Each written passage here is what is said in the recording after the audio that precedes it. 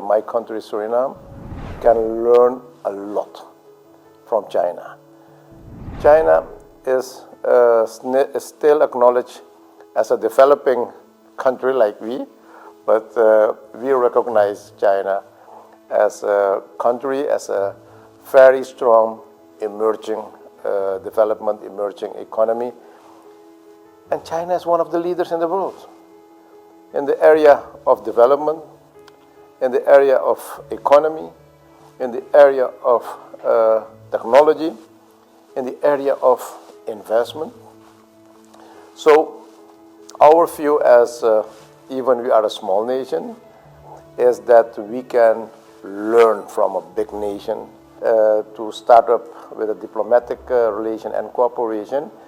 We could move to the next level, and that is strengthening the bilateral relation between Suriname and China on governmental level, on the level also of the private sector, to promote cultural cooperation, business cooperation, investment cooperation. So the Belt and Road Initiative from the Chinese government, and which is fully supported. Firstly, it is promoting the connectivity.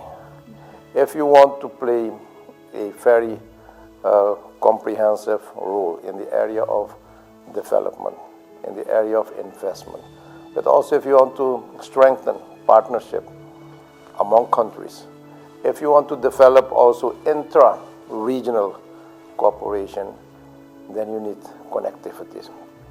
And the Chinese strategy on the Belt and Road is giving opportunity not only for China, but all the partners also far beyond the Asian territory, also in the Latin America, the South America, the Caribbean, is giving the countries the opportunity to promote and to also develop their infrastructure. But the second part is the economic development, that those connectivity should create as bridges for economic development between several regions, between several zones.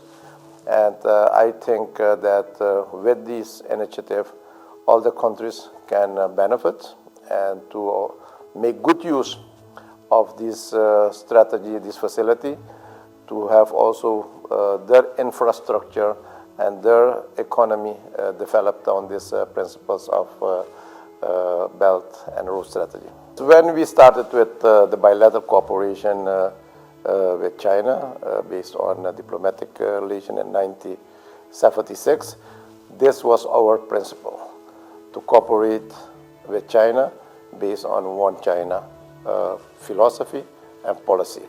That's up till now our policy, and that will be also in the future.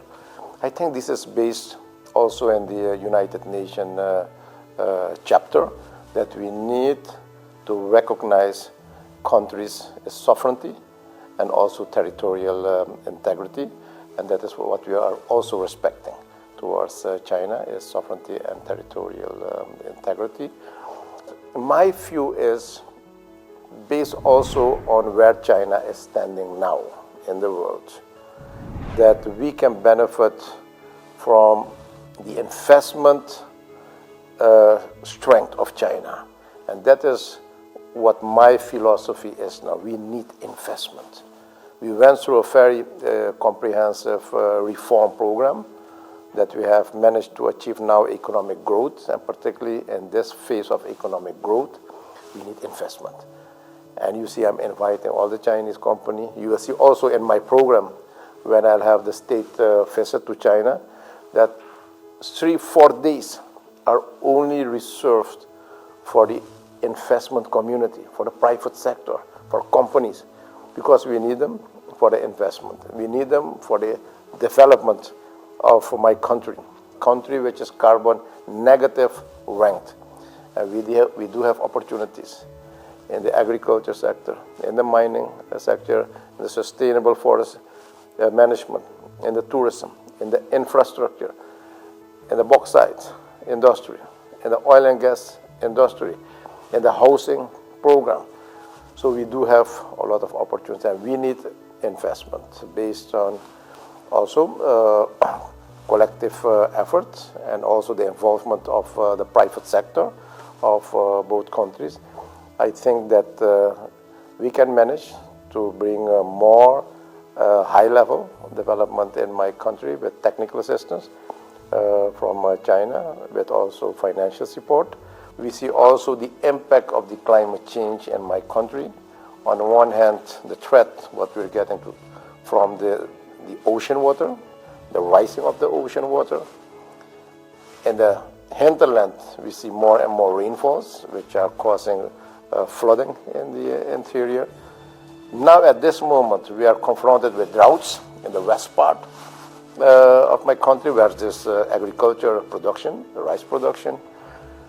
And we, a small nation, we cannot address those issues. We cannot address the impact of the climate change, but we can address it jointly with the expertise and the modern technology of China, which is happening already in the agriculture sector, to cooperate so that we can address the climate change and the impact of the climate change bilaterally, but also from the global perspective. We need the support of the world.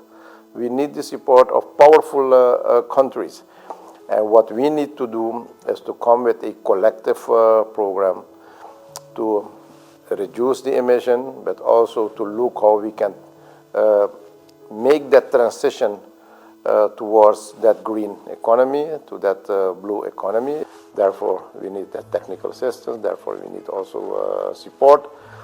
And I know that China has the capacity and also the technology to support us. In the timeline of China, there is evolution, there is development, and everything is based on a tailor-made program, what is fitting within the Chinese reality. Same thing as also of my country. If we have an economic reform, it should fit in country's reality. There is not an issue of one size fits all. So with this development, I think that we as a world, we can learn on the strength side, particularly in the area of economic development, particularly in the area of bringing prosperity for the people, but also the advanced development in the modern technology. So China is already involved in the cooperation with the Latin American countries, and we do have also cooperation between China and the Caribbean community, CARICOM. The important part of this type of cooperation is promoting the South-South cooperation. The second thing is, based on this type of cooperation, we can improve also the connectivity between the Latin American countries and China. The Belt and Road Initiative can be implemented through the CELAC cooperation, through the CARICOM cooperation, based on the integration of the region, what we want, based on the joint agenda of China and the region as a whole, that we can develop plans, programs, and promote development which will be in the benefit of the entire region, and which will also promote the integration process. And there are a lot of areas of cooperation which we can address jointly in the framework of CELAC, in the framework of United Nations, in the framework of other international institutions or mechanisms.